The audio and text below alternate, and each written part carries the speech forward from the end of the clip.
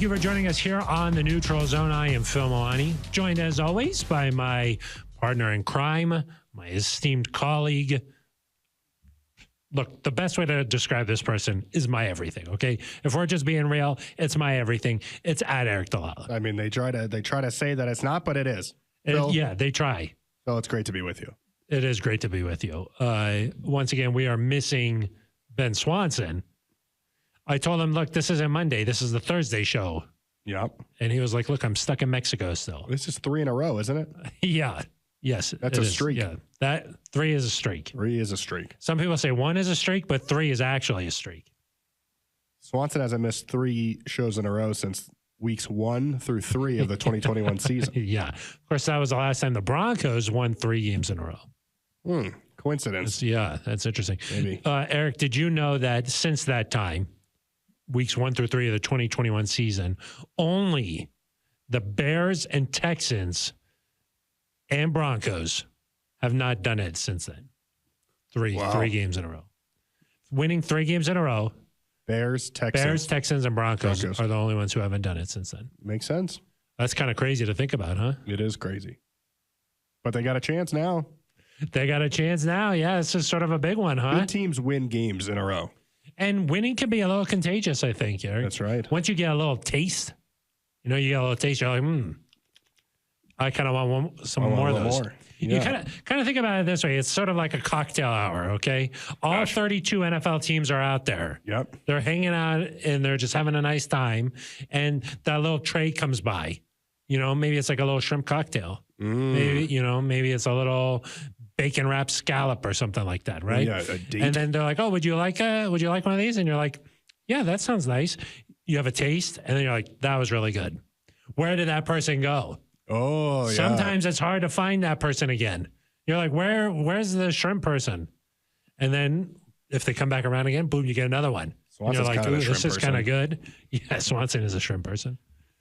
And then you're like, maybe I just want to make this my home meal. And then you just keep eating it. Keep eating it. One at a time. And then the sea runs out of shrimp. The sea runs out of shrimp. That's right. That's when you win it all. Sometimes the person comes out of maybe the kitchen. There's a line waiting for them. Everyone wants one. You got to get one before they're gone. Yeah, exactly. You got to hurry up. Somebody else is standing there waiting for it. Everybody wants it. You got to take it. Yeah. That's true. Yeah, you got to be aggressive in this world. When you started with cocktail hour, I thought you were going to talk about like a nice gin and tonic. No. I'm talking about taste. No. I'm talking about the bacon wrapped date. Sometimes you like have a nice bacon date. What about a scallop? Really nice. I like a bay scallop over a sea scallop. Oh, bay scallop. A little bit smaller. Is a bay scallop smaller? I like the big scallops. Oh, yeah. Yeah. They have like a little thing on the side. You got to remove that. But then once you do a nice little sear. Oh, you're starting from scratch. It's nice. Yeah. It's just nice. Let's just say it's nice. A little oyster, maybe? Oh, I do like oysters on a half shell. Yeah. Oh, summertime. It's nice out there. Oh, baby. Yeah. I heard you're supposed to eat oysters in months that end in R. I think the new rule is they just have to have R in them. Oh, really? Right. So summertime, so February is good. November. Yeah. But July, no. June, no. Dang. May, no. April and March? No. Good. Got it. But I like thinking about sitting like on a patio and it's nice out. Yeah. Eating oysters. But that's maybe not. Maybe I'm not getting the good oysters. Maybe you're not. But I like thinking about that. Yeah. I don't know why. Huh. I was thinking in today's world, you probably get good oysters. That's true. Whatever today, you want. Yeah, technology is globalization. Really, yeah, exactly. Yeah, shipping you industry. Get it from anywhere. The boat turns sideways in the canal. I mean, boom! You can do anything. Wow. Technology has advanced the oyster game, where the R just doesn't matter anymore. That was pretty crazy. Not to detour too much off from what we're talking about, but do you remember when that boat turned sideways in that canal? Yes. Of course I do. In my brain, I think kind of wild that the whole world was just shut down essentially. Yeah, and it got stuck because one boat turned sideways. Yeah, I was like, it's a big canal. Maybe you should it's think an through important that a canal. Bit. Yeah, very important. I had no idea. Yeah. Well, when was that? Like 4 years ago? I don't think it was that long ago, was it? Well, I don't know. Yeah, I would guess a year and a half ago. Really? Wow. If Ben Swanson was here, he could have told us. Yeah. Oh, he's not here. He's not here. Yeah. Maybe I'll text him and say, figure out what happened with that cargo ship. He, of course, is stuck in Mexico, so he's kind of like shut down. Yeah. The swimwear got flagged, and so now he's still there. He's being questioned. Yeah. We're trying to get him out. We're trying to get him out, but we have a big game to play. So yeah, we got podcasts to record. We got to do it. We can't just stop doing that and worry about that. No. So maybe he'll make it back. We'll see what happens. We'll just see what happens. So a taste. Yeah, a taste. So you want to keep eating it. You want to keep winning. I think that's what this Broncos team, especially a team that's starving. You know what I mean? Man. Maybe the Broncos have not eaten breakfast or lunch, and they've showed up at this cocktail hour, okay, and they're starving. They're intermittent fasting. Yeah, exactly. On their way before this cocktail hour. You ever try that? No. Yeah, I tried it a couple times. Yeah? Yeah, you get very hungry. At least I got very hungry. From the time I go to sleep till the time I wake up, sometimes I do it. Yeah. You don't wake up for the midnight snack, huh? No. Yeah. That's good. Of course, an old friend of the show, friend Roya. She does extreme intermittent fasting. Yeah. I think she can only eat in a 15-minute window every day. Yeah. I don't know. Other than that, yeah. Because then your body, your metabolism, you start burning fat, I think.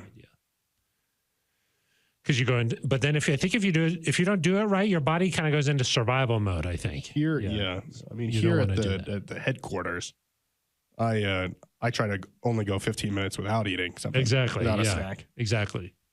I try to eat like an offensive lineman would. That's sort of what I try to do. Yeah. Got the metabolism. 5-6 meals every day. Yeah. Nicely got everything you want there. Everything you need. Yeah. Okay, so we got a starving team. Yeah, and then they got a taste at the cocktail hour, and they want to keep it going. They want to keep eating. Yeah. I feel like that's what this team is like. They've experienced a lot of tough years, and then now you start winning. You win 2 games in a row. You're like, ooh, I like this. This is fun. Winning becomes fun. Winning is fun, and so you want to keep that going. Do you think there's something to be said for if the Broncos win this week, that Ben Swanson should just stay away? We'll have to let NZ Nation weigh in on that. Because they've won 2 games. He hasn't been here for a while. He hasn't really been around. If they win again, I think it'd be almost irresponsible of us to welcome him back. That is true. And let's face it, when he's here, what is he really doing? It's true. What is he really doing? Just grunting a little bit, whispering. Yeah. Adam. Maybe that's what has been bringing down the entire team. That's possible. He can come back after the Super Bowl win, maybe. Maybe for the offseason. Yeah. You got to win the offseason too. Well, so you got to keep winning. Anyway, so we'll talk about this matchup a little bit against Buffalo, just in terms of, is this the most anticipated Broncos game? The game that Broncos country is the most excited to see since when? And we'll kind of go back through. I'm going to go back through history a little bit not recent history. Put your I'm going to say spectacles recent on? history here. Okay, we'll go back to 2015, I think. All the way to 15? Wow. Well, after 15. After 15. So I think that's what we'll do. Okay. We'll just talk about, hey. I took a glimpse myself. Oh, you did? Yeah. A gander? Exactly. Yeah. So I thought we could go back over that and then just talk about the game a little bit here, Eric. But before we get into that, this is really sort of an interactive show. That's what I would say. It is. Yeah. It really is. And there's a lot of different ways you can get involved. Yeah, Phil, you can leave a voicemail at 707 neutral. Love that way. We have no idea if we have any because Ben Swanson's. Brandon from Iowa, his messages are just sitting in an inbox somewhere in Mexico. The VPN isn't working. And it's just can't kind of log a bad in. situation. We cannot get access to them without Swanson. You can leave an email at neutralzoneshow@gmail.com. You can tweet at us directly on x.com, at Aric DiLalla with an A, at Phil Milani with a PH. Those are non-traditional spellings. Is everything all right? Yeah. I was going to make another Ben Swanson. I think it's just probably best for We're just piling on him a little bit. To leave this one alone. Or, Phil, you can go to our favorite place, which is the Broncos YouTube channel. Yes. You go find the Neutral Zone. You click on it. You subscribe there. Don't click on any other videos. Don't do it. Are there other videos up there? I think it's kind of like Broncos Neutral Zone. It's just exactly. That's an official channel. Yeah. And then leave a comment, and if it's good and not too mean, we'll read it here on the air. Yeah, and we'll do that right now. Wombo to Jumbo. Oh, yeah, maybe. Yeah, he comes in. I, for one, am offended on Swanson's behalf. I can't believe you jokers are still chuckling at his travel mishaps. What an unlucky guy. I think you guys should both buy him a nice lunch. I'll buy him lunch. If he ever comes back. If he comes here to work, I'll buy him lunch. And, I'll let him do that. Then that Thad D5186. As an Iowan, I can confirm we all wear overalls. Yep, that was in reference to Monday's episode. And not a lot of comments on the YouTube machine, but we did get one on the X machine. So we need some more YouTube ones. But it was after the bye week, so it's kind of people were taking a break.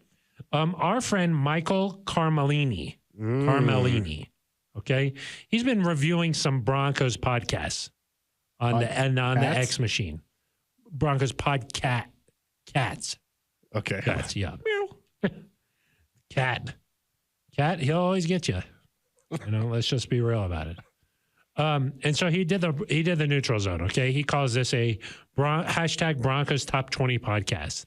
I hope so. Top 20, I would hope so. I think it's a top he says, one. Production quality, excellent, of course.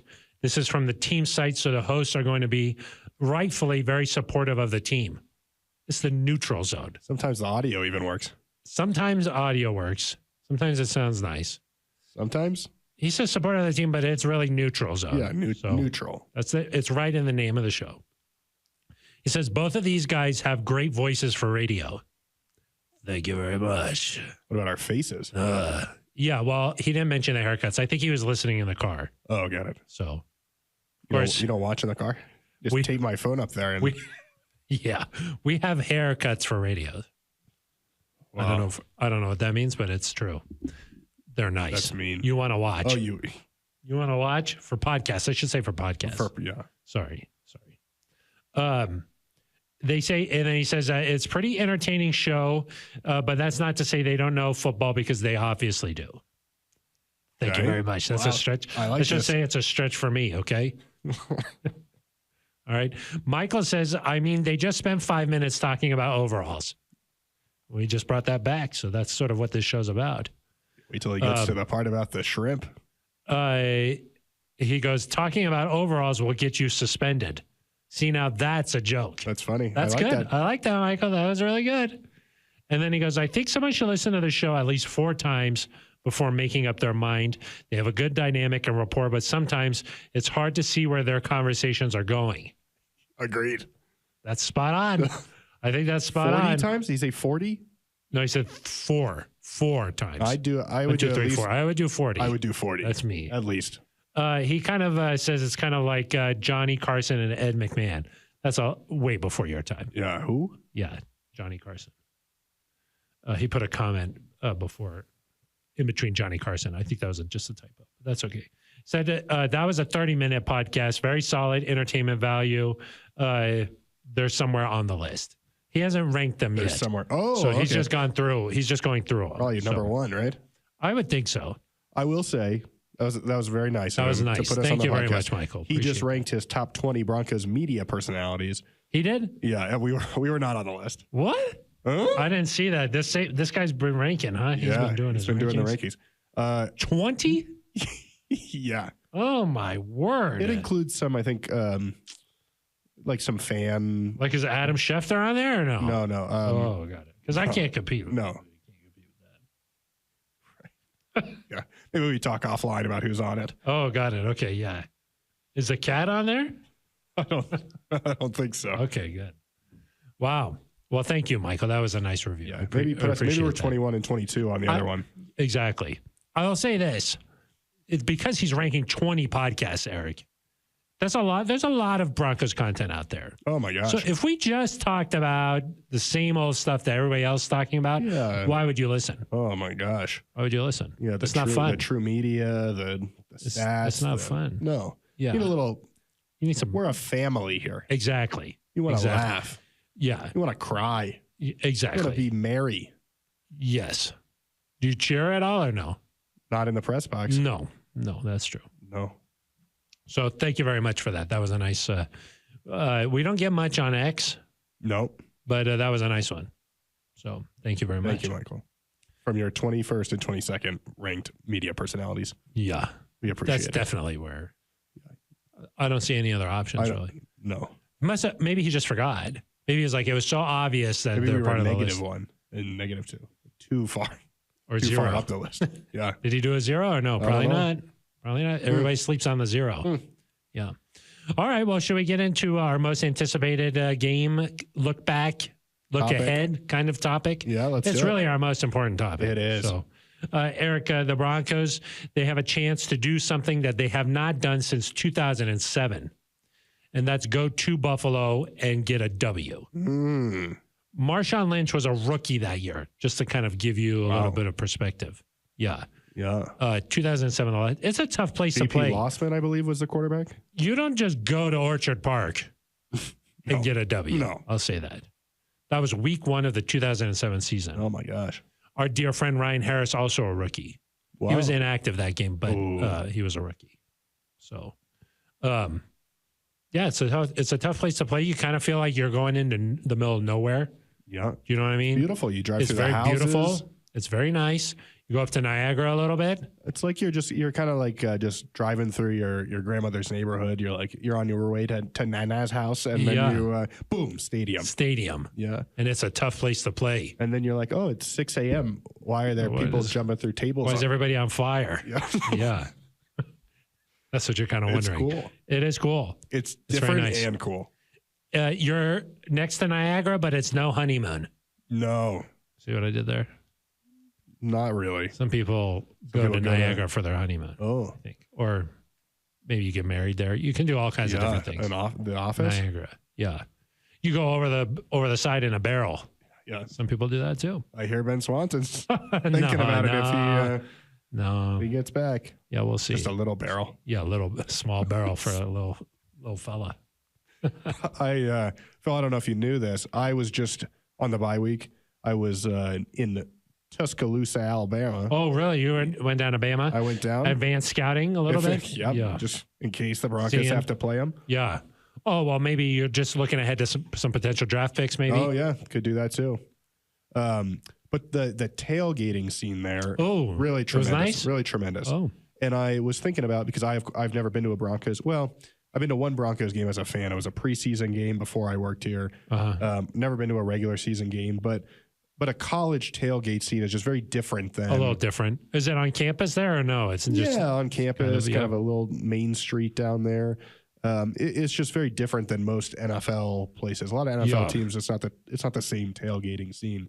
I think Buffalo is as close to a college tailgating scene, that sort of thing, as you can possibly get to it. And so as you're driving through there, it's really cool to see all these people that live in the neighborhood. They're getting ready for the game, and then they file on in there. And there's no levels, right? It's just all one bowl. It's all kind of a nice little gradual up, and it's loud. It's nice, and it's loud.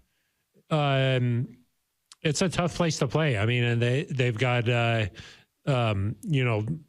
this blue collar sort of mindset to them that they take from the city a little bit. Yep. But you think about some of these great Bills teams back in the day, Jim Kelly, I mean, these are some tough, Thurman Thomas, Andre Reed. I mean, these are some really tough dudes. Yeah, Bruce Smith. I mean, that was a hard place to play. Yep. The Broncos have only played a playoff game against the Bills. And Gary Kubiak almost came in and saved the day, Papa. Tried his best. And he tried his best, but missed a lot of field goals that day, I believe. Yeah, good Bills. Those are good Bills teams. Yeah. 4 consecutive Super Bowls. That's tough. That is tough. Yeah, is there a more demoralizing sort of situation? Yeah. No, there's not. Like I don't Bills think even nothing comes close. Poor Buffalo fans. Yeah. They're one of the teams that if they're not playing the Broncos, I'm like, I want to see them do well because they've just that's a good point. They've really taken it. Yes, because they started those 4 in a row losing like that. I mean, I remember what it was like after the Seahawks. Yeah.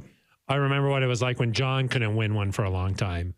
That was at least spaced out a little bit, but 4 in a row, you're kind of just like, I don't want to go back there. Yeah. I don't even want to be close. Well, and then they've had some good teams the last few years and have not. The Chiefs have kind of gotten in the way. Situation where Josh Allen didn't even get to touch the ball. Tough game against Cincinnati. That was last year, I believe. And I think that's the one where Burrow pregame did that little spinorama. Spin around. That was cool. That was a nice shot. He's cool. You almost feel like Buffalo's window is sort of like they're not the team now. Whereas I feel like last year people were like, Buffalo is they're gonna roll through everybody. I feel like Buffalo, like it's kind of like you look outside your house and you see the storms coming in, and you're like, maybe I should shut this window, and then maybe somebody else is like, oh, it'll be fine for a little bit longer. It's kind of hot. Let's leave it open for now. And you're like, no, I see the storms coming, and then that's kind of like where they are. It's still open, but it's like there's being a lot of conversation about closing it. God. I was like, where are you going? That's sort of where they feel. That's where it feels like. Yeah. But they're still really good. They're really good. Their stats, like I think when you look at the team, you're like, oh, maybe they're not as good. But if you look at them on paper, that defense, 29 sacks this year. That's 5th in the NFL. 65 QB hits, number 1 in the NFL. Yep. Still a good defense. Get after a quarterback. That'll be of note because Russell Wilson has taken quite a few sacks this year. And then on the other side, I mean, Stephon Diggs is as good as it gets. You know, he has 70 catches this year. That's number 1 in the NFL. He's the only player in the NFL with 6 catches in every single game. Jeez. So he gets the ball a lot. I think he has, 4 or 500-yard games already? Yeah. I mean, he's definitely Josh Allen's go-to guy. And Josh, his running is insane. I believe he has a rushing touchdown in 6 of the last 7 games. Wow. So when he gets out of the pocket, he's really hard to bring down, and he really energizes his team when he runs like that. Because he kind of just puts his shoulder down, he stiffs arms, you know. He's a menace. Ooh. Yeah. Menace. Yeah, but his name's Josh. Josh. Yeah, I don't know. There's something there, though. They have the ability, which they showed when they came to Denver, I think it was in 2020, and they still have this ability to blow the doors off people. They can do it? They are talented enough on offense and defense. I think you've seen a little bit more recently after the loss of Matt Milano, Trey White. That hurt. Those hurt. Defense has taken a little bit of a step back, but still really good.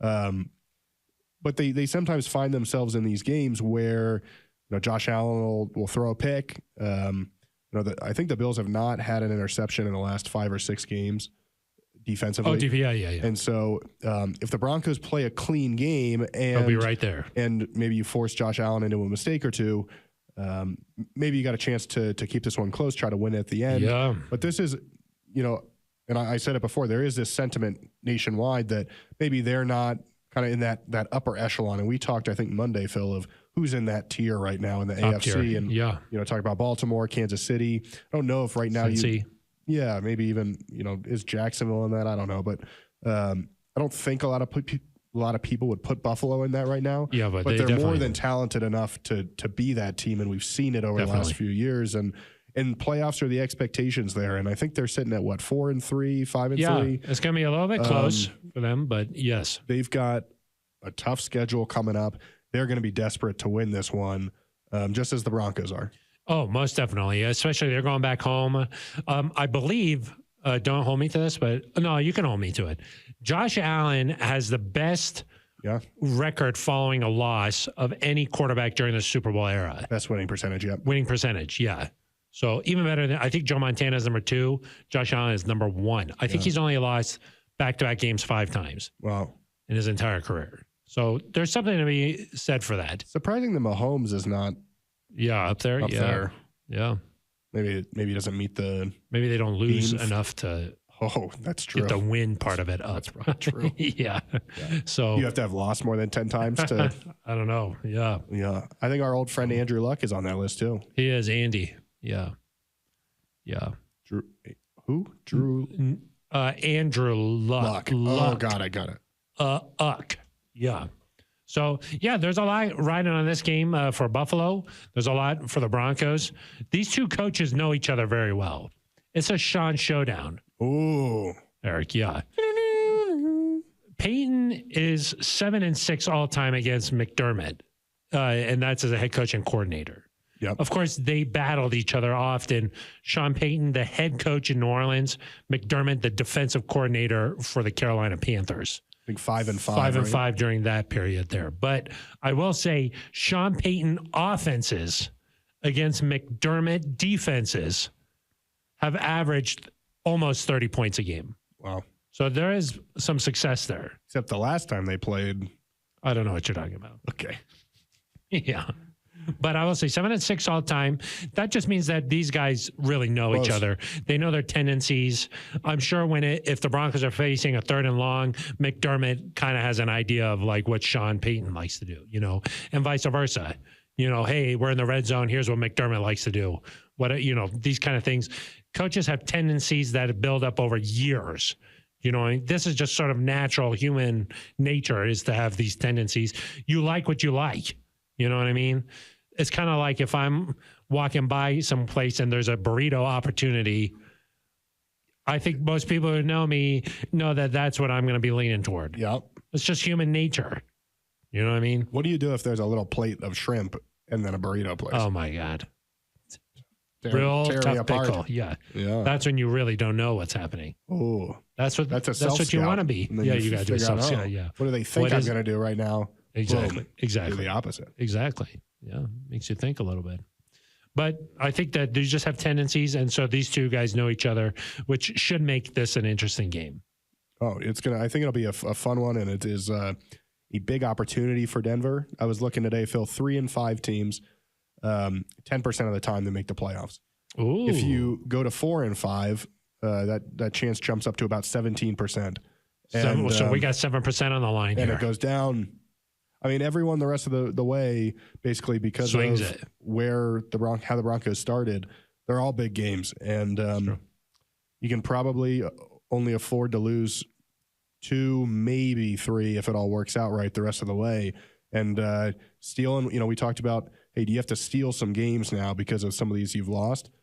Stole one against the Chiefs, I think. Can you steal another one here and really wake the rest of the NFL up? Some people are talking about it, but not many people are talking about the Broncos. And I would say back-to-back wins against the Chiefs and Bills, you'd be like, okay. Yeah, especially on the road in Buffalo.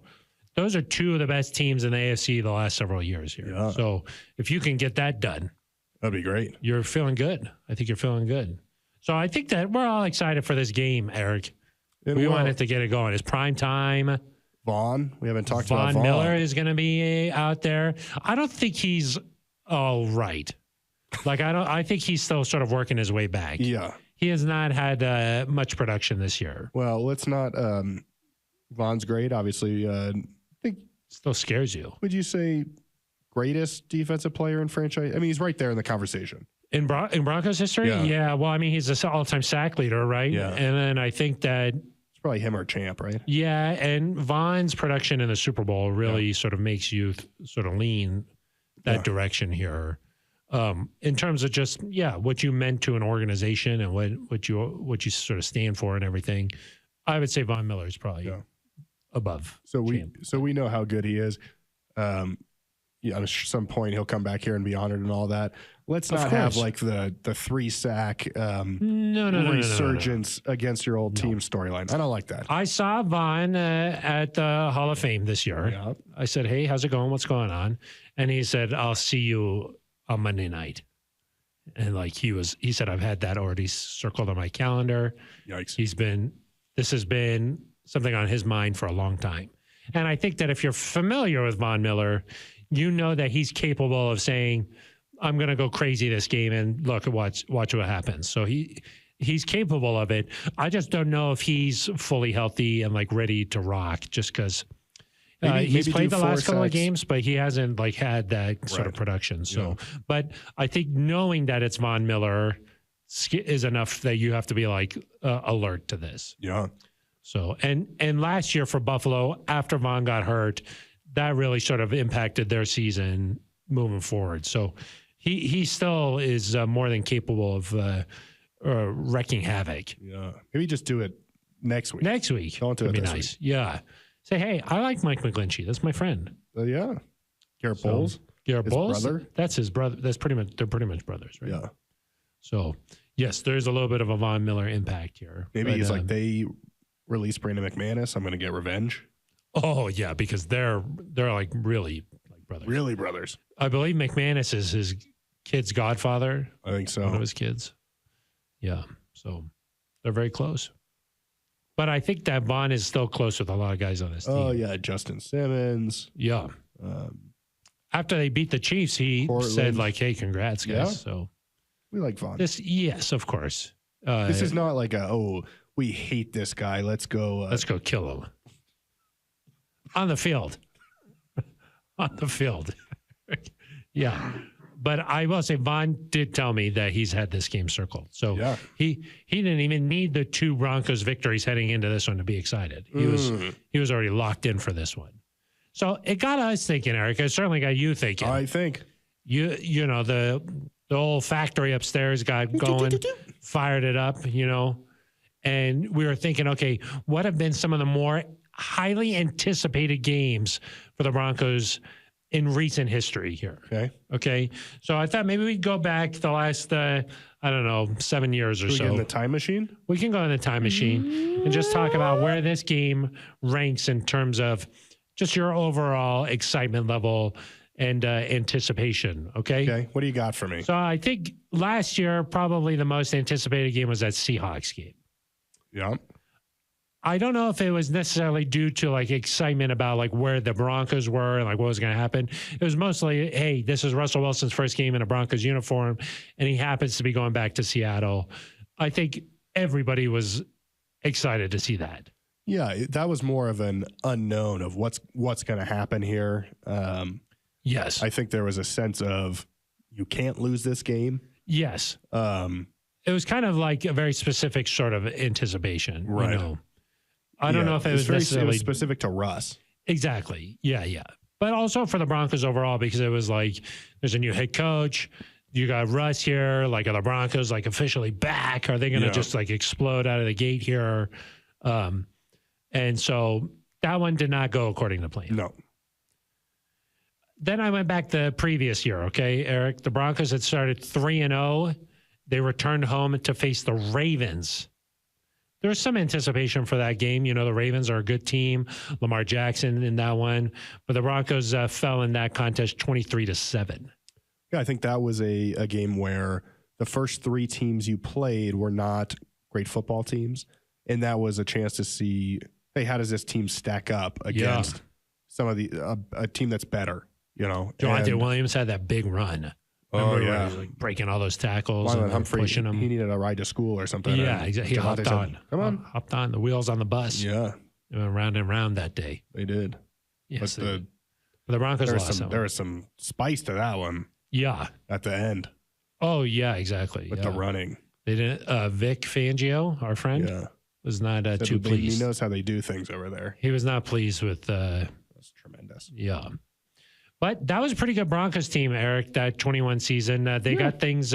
They lost a few in a row after that Ravens game. 4 in a row. But then they got back in the mix to return home and face the Bengals that year, Eric. The Broncos were 7-6 heading into that Bengals game. Okay. I skipped over the Cowboys. Well, and I don't think that was anticipated going into it. That wasn't anticipated. I think maybe the Eagles game there was Eagles anticipated game was good. Because you just beaten the Cowboys. And so in some ways it was like this game we're going into where, hey, except the Eagles weren't as good. They were 3-6 at the time. Yeah. And so there was a sense of, well, we should just win this one. Should beat that one. Yeah. But going into that Bengals game, the Broncos were 7-6. You thought, okay, the Bengals hadn't really become the Bengals just yet. No. Of course, they went on to play in the Super Bowl that year. I think they were also 7-6, right? I think they were also 7-6. That was sort of like where the season was in the balance a little bit. If in that game, they lost 15-10 and went on to lose their final 4 games. Right. And Teddy got hurt in that game. Teddy got hurt. Yeah, pretty there was early, some turnover. Right? There was that play with Drew Lock there. So, yes, there was. Yeah. So. Those are probably the more anticipated games the last couple of years. Back to 2020, really the only game that was very exciting was that Titans opener. And that was sort of the same reason because Locke had some success the year before at the end of the year. Yep. And you were sort of like, okay, is he going to be the franchise quarterback here moving forward? Let's see what happened. There was sort of some intrigue because of COVID. They didn't play any preseason games that year. They didn't really have much of an off season. And so sort of a expedited training camp, and then they played the Titans. It was nice to see, like, hey, football's back, something for people to do. And also, hey, is Drew Lock going to be that guy? Yeah. The one other one I would point out that year was the Broncos started 0-3. They won their next 2 and then played Kansas City at home with a chance to get back to 3-3. It did not go well. That did not go well either. But I think when you talk about anticipation, it's not necessarily how does the game end up. It's heading into it. How did we feel? And I think that was one of them where I was like, this is a big game. This is a pretty big game. Yeah. In 2019, that was a Flacco season for everybody keeping score at home. Really, the only anticipated game in my mind was when Drew was going to make his first start. Yep. And that was against the Houston Texans. Chargers. Oh, really? That wasn't his first? No, the Chargers the week before at home. Oh. What happened in that game? They won. The Broncos won that one. Yeah. That was Cortland Sutton had kind of a diving Texans touchdown. Was his first game? I don't know. It was his first road game. Yeah, no, he played against the Chargers. Oh, well, my apologies. But they won that one. They did win that one. So that was good. That was nice. The year before that was the Case Keenum year, Eric. The Broncos went to San Francisco. Mm-hmm. They were 6-6. So you really felt like, okay, the season's sort of in the balance here. After being 3-6. Yeah, they had won a bunch of games in a row, coming in three games in a row. Yep. They were 3-6, and then they became 6-6. Yep. So that means they won 3 games in a row. Yes. I'm just spitting facts. But it was just at that point, Chris Harris had broken his leg against the Bengals in Cincinnati. And he did that electrotherapy. Like he was like, it was kind of like a Theragun. Oh. But it was like sending like electricity into his leg. And I remember just like a couple weeks later, he was like, it's healed. And I was like, no, that's not possible, Chris. And he was like, no, I've been using this gun and it healed it. It like wakes up your regenerating cells. Oh. And I was like, I don't know if that's true. And he was like, no, it is. It's Aaron Rodgers about that. Then he played in the Pro Bowl. That's true. So maybe it was true. He was big that year of saying, hey, if we make it to the playoffs, I'll be back. But then Emmanuel Sanders tore his Achilles in practice the week before the Niners game. And then George Kittle just went. He went crazy. He went cray. Yeah. That's when Kittle emerged. Yeah. Like when you put on, you want to make a cup of tea, you fill it up with water and put it on, and then the whistle. Yeah. The Kittle emerged. The whistle, it was ready to go. Yeah. I think he had 211 yards in the first half. Yeah, it was insane. And then I don't think Then they shut him down. Well, Shannon's record was in danger. It was in danger. And then it wasn't. Then the Broncos lost their final 4 games that year and finished the season 6-10. This is sad. 2017, Eric, the Broncos are 3-1 to start the season. That was Vance Joseph's first year. Trevor Siemian, big Sunday night football matchup against the New York Giants. Yeah. And you were like, okay, things are still fine at this point. I'd just been at Evanston with Trevor Siemian. Trevor Siemian. That is his name. I think the Evanston, anyway. Kind of threw you. Trevor Siemian and had a nice little time. Yeah, you did a big profile on him. You were like, hey, this is our guy. And really, I think that game was less about the Giants because the Giants had not won. They were not very good. They were 0-5, I think. And it was just like, hey, how much are the Broncos going to win by? They'd blown out the Cowboys in week 2, I think, that year. Yeah, Aqib Talib had a pick 6 in that game. Yep. They were pretty. And so people were just Seattle, like, I believe, that first game. Can the Broncos keep it rolling? Yeah. And no. They lost the Giants to Sunday Night Football. This is 2017, right? Yep. That was I think the Raiders was week 1. Seattle was 2018. Oh, was it? Yeah. Oh, maybe I got those mixed up. But that's okay. They went on and they lost 8 in a row after that. Or 2017, was the Chargers Monday Night Football game. Oh, the opener, the juke of the Joey Bosa. Oh, yeah, Tommy. Yeah, that's right. How could I forget? Yeah, then they lost their next 8. So then they became 3-9. That's not what you want. That's not what you want. And then there were some bad ones in there. 2016, Aric, of course, the opener, the Panthers opener. Yep. You got John Elway walking out with a Lambo. Peyton, Lambo. I mean, there was a lot of Lambos. TD, I think, had a Lambo. It was nice. It was just sort of a nice day. Yeah. It was kind of like you're at a wedding reception. They pull out kind of a stick. Two people are holding it. You do the Lambo. Oh, yeah, of course. Yeah, you backwards. How low can you go? Exactly, yeah. You're legendary at that. That's right. There's stories. That's kind of what I'm known for. There's stories. Yeah. Not for this. Not for this podcast. This is a family show. Yeah. And then, of course, a lot of talk about, hey, Von Miller going against Cam again. Can he do it again? He did it again. He did it again. The Broncos really got after Cam that day. Oh, my gosh. Darian Stewart. Oh, holy smokes. Can't do that anymore. Darian Stewart, man, that guy used to just, he was dense.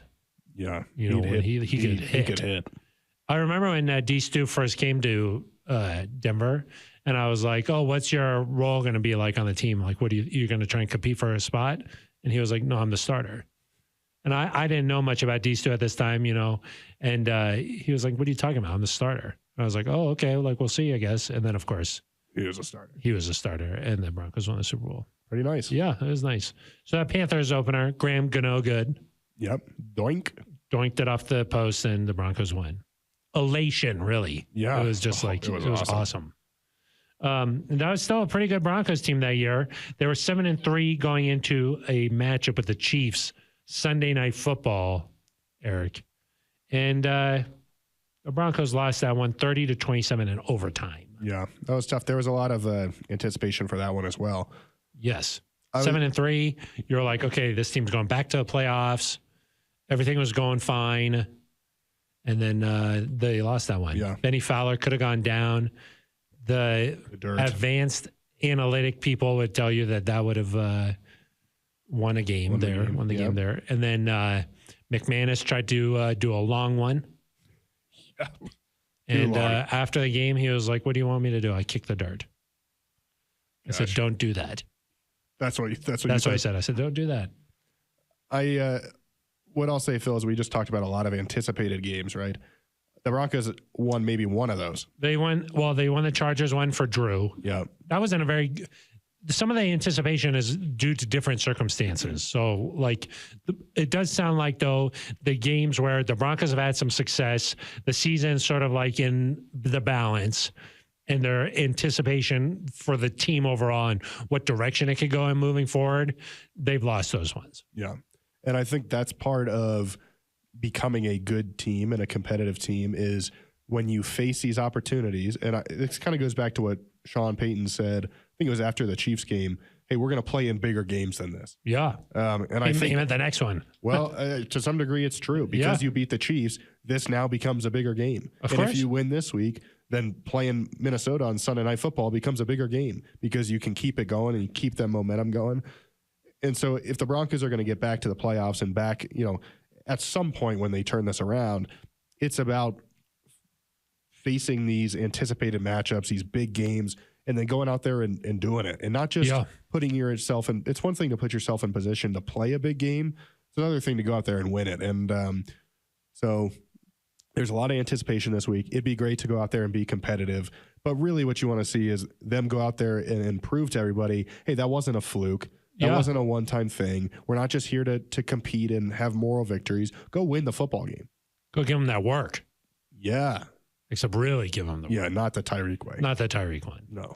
But yes, I mean, it's in prime time, Aric. The Broncos, I think, have lost 6 road primetime games in a row. Wow. So there's something to be said to going on the road and playing at nighttime. I don't think that like fans maybe like think about this as much, but like when you're on the road and you're playing at night, like you're just hanging out in the hotel a long time. All day. You got all day to think about the game. There's just like a little something to that. It changes your routine, I think. Yeah. And you're just sort of waiting around and you're ready. You kind of get anxious. You want to just get to the stadium. A little antsy. You know, there's some aspects to being with the team on the road like that most people just like don't even really think about it. You know what I mean? But I think for fans though too, like you go to work on Monday, You're like, what are you doing tonight? This is a big Broncos game. Everybody started talking about it. You know, you maybe leave work a little bit early. You wouldn't. Yeah, no. We wouldn't. No. But other people might. Maybe you go home, you put some nachos in the oven. Gosh, there's a burrito again. There's the tendencies. Oh. You make some nachos, you know, you're ready to go. And so there's a sort of a buildup, you know, and I think that good teams can win under any circumstance. Yeah. And so you want to be able to prove that, hey, we can do this. We can go on the road. It doesn't look like weather's going to be much of a factor there, but, you know, it's a tough place to play.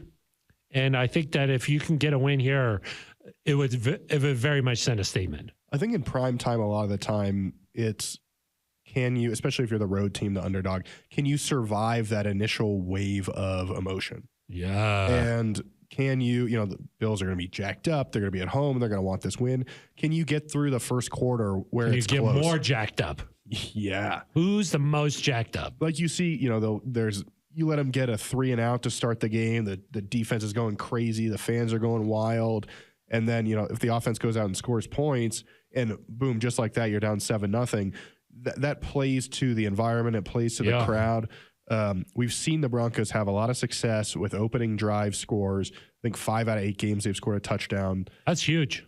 Huge. That's really big. They've last week they forced a 3-and-out to start the game. The Broncos have the lowest 3-and-out rate defensively of any team, which is still an area where, you know, they've been better in the red zone. I think they've had the best red zone defense over the last 5 weeks or whatever, but they need to be better in 3-and-outs. But can you just survive that opening 15 minutes and not let the Bills jump on you quickly? Can you get a long drive, even if you don't get a touchdown? You know, milk 6 minutes off the clock and kick a field goal, and then, you know, make it so that the Bills, you know, maybe you make a red zone stand and, hey, it's 3-3 going in the second quarter, and we've kind of survived that initial wave, keeps it close. I think you see in primetime too, when games that the favored team is winning are close. Yeah. They get a little nervous. Maybe they make a mistake, get a big play to swing the game. Yes. That's what it's, you can't let them jump out and get going and then try to chase them the rest of the way. Yeah, exactly. And there's some sort of statistic about Josh Allen's running that, like, if you can prevent him from having like a big run early in the game, it kind of dictates what they do on offense. So there's something about, I don't know what it is. My friend Ryan Harris was telling me about it. But it was like, really try to limit his running ability early in the game, because then it'll start to change what they like to do on offense. So, well, I think early game stuff is important. Yeah, and he's so similar to Patrick Mahomes, I think, in terms of rushing him. And the Broncos have had a great rush plan. I think they sacked Mahomes 3 times, 4 times. Yeah, and they kept him in the pocket. The second act. But they hit him 11 times. Yeah. And Mahomes had a couple where he got out and got a first down, but it wasn't like the long 40-yarders or 30-yarders that changed. 4th and 35. Exactly. So maybe there's a similar plan there. Yeah. That can work against Josh Allen. And much like the Kelsey sort of aspect, Diggs is in a way like that, sort of that for them. Yeah, I mean, that's probably a better matchup for the Broncos with PS2. Yeah, I mean, this is a big test for Pat. It is, and I'll be interested to see do they shadow Diggs with Pat? What do the Broncos do? Plaster, a lot of plaster at the line of scrimmage. I would just plaster him everywhere. I would attach. And plaster. Yeah. Who taught you that word? Vance Joseph, I think, told me that one. Yeah, they were talking about plastering Travis Kelce and attaching. It seemed to work. I was like, you know what? Attach to Kelce. Attach. You ever hear that on there? Yeah, I do. Yeah, it's like kind of like Peyton Manning's hand signals, you know, what he was doing. Yeah. Woo-hoo-hoo-hoo-hoo. Attach. That's sort of one for the defense. You don't ever think. And they're like, oh, no, they said attach. Like, that's what do we do? Nothing works against attach. Yeah. So wonder why they don't do it more. You can't really break it out all the time. You know, it's kind of special. But when you do. Kind of like a 60% of the time, it works every time. Exactly. Yes, I can't really name that cologne on this show, but if you know, you know. IYKYK. Yeah, exactly. So I do think this team is tough enough and has kind of built this this resilience and this belief in itself that I think they're going to go out there and it's going to be a really close game, and this is going to be a 1-score game in the fourth quarter. And I don't know if they're going to be able to get it done because, like I mentioned Monday, Phil, plenty of good teams lose football games, right? And like there are times where you're going to play a good football game and you're just not going to come out on the right side of it. But it's about being in the game, putting yourself in position to have a chance. I think the Broncos are going to have a chance here late in the fourth quarter. Yeah. Well, I think this team's past moral victories at this point. Don't they? I mean, they need to go out there and get it done, in my opinion. And if you do that on Monday Night Football, on Tuesday, people are going to be talking about the Broncos if you do that. You know what I mean? After the game, Scott Van Pelt's going to be talking to Russ. And he's going to be like, what's going on? What's up with that? And Troy Aikman will be up there, and he'll be like, man, Russell Wilson's blah, blah, blah, you know. Yeah, he won't be being like, this is terrible. I don't think Troy, if the Broncos win, I don't think he'll say that. Yeah. So he was pretty rough last week, Troy. He kept it real. Yeah. Troy kept it real. And Troy's really good at his job. And I think when when you're a bad team or a non-competitive team and you win football games, people always attribute it to, the other team did something wrong. Yeah, exactly. And I think if the Broncos get another win, they've kind of proved that, like, you're not a footnote in Peter King's column with, the Broncos happen to do this. I think it becomes, hey, now people are writing about the Broncos. Hey, what's going on in Denver? Has Sean Payton are they turning this thing around? Exactly. Are they a threat to, you move into the lurking category on the playoff? I think at 4-5, you're a lurker. You're lurking. Yeah. And so there's a lot at stake. It's an exciting matchup. We talked about this before the season, Phil. This is, in my opinion, the hardest test all year. Yes, this is a tough one. But coming off the bye, that's a bonus for the Broncos. The Bills just played on Sunday Night Football, a tough one against the Bengals. You know, and it does seem like for whatever reason, despite the statistics, this Bills team seems maybe a little bit more vulnerable. And so you just want to see what the Broncos are about here. You know, the last couple of weeks, is that what this Broncos team is about? Because they look like a completely different team. And so you're like, what's the norm here? What is this Broncos team all about? And so if they go out there and play like they have the last couple of weeks, like you said, they're going to be in the mix. If they can get the win, I think they make a statement and that lets people know, like, hey, this team's going to be a problem moving forward. Yeah. And from there, you just see what you can do. But winning can be contagious, like we said. And maybe they'll be going for some dessert. Yeah. Maybe they'll just keep eating shrimp. Yeah. And then, you just keep going. This one would be like a little, maybe there's a slice of prime rib being passed around. Oh, that's what this would be like. Just a little bite-sized. Little horseradish or no? Yeah. Maybe like a Wagyu beef. Ooh, yeah. On a skewer or no? How do you eat that when it's being passed around? I think you just, that's hand? I think that you go fingers there. Really? Okay. Yeah. Toothpick. Some people do toothpick. Yeah. But you're saying this just would be like, grab it. Go take it. Yeah, go take it. Yeah. You're saying there's some prime rib going around and you're grabbing it with your hand and you're just eating it. Shove it in your mouth. Right in your mouth. Yeah. That's nice. That's a nice thought. I'm hungry. It's good. Yeah. Aric, any shout outs that you'd like to get to this week? Wow. Well, I would like to shout out the Walton Penner Family Ownership Group. Yeah. Since we've done our podcast, the team has announced they're building a new facility. It's going to attach to this building that we're in right now. 30% bigger than the current Broncos facility. Yep. All right. Which I think maybe like 15 to 16%. I've seen the layouts. It's your office. Yeah, that's right. You're still going to your office. Be allowed to sit in the corner there. Yeah, I'll be out in the mosh pit. Yeah, exactly. But most of it office for you. Yeah, but the players will get some paneling. You do the paneling, nice. Or what do you do on the walls? Yeah, I mean, like maybe like a huge wood desk. Oh, yeah, just like maybe huge. Some like exposed beams. Yeah, exposed beam, shiplap, natural like edge. Ship. You know, yeah, exactly. Yeah, some shiplap. It'd be really good. Get it going. Make it nice. Yeah. I think, is Joanna involved or no? I think so. Yeah, they've brought in the best. The commitment, though, from the ownership group. Most definitely. Broncos haven't officially said anything, but there are reports that it's going to cost $175 million, all privately funded. The Broncos put in $100 million in the stadium renovations this past offseason. They've flown in grass for one game. I mean, the commitment from the ownership group to winning and doing whatever it takes to give players what they need to be successful is very clear.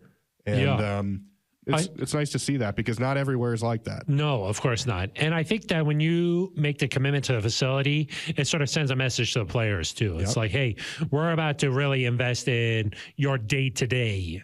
You know what I mean? Like, this is where they come to work every single day. We're investing in that. And I think that when you show that kind of a level of commitment there, it sort of sends that message like, hey, as a player, we need to reciprocate this. Like, they're giving us everything that we need to be successful. Let's go out and reciprocate that by winning on Sundays and Mondays and Thursdays too. So maybe Saturdays, possible Saturdays. So Friday, if you're playing a Black Friday game. You could be playing on Fridays too. So Wednesday, if there's a pandemic. Sometimes you play on a Wednesday. Yep.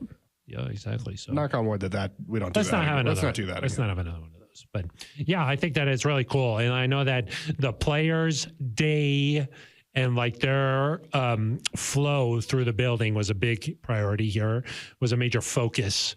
You know, they're going to be able to park underground. Yep. Which is very cool.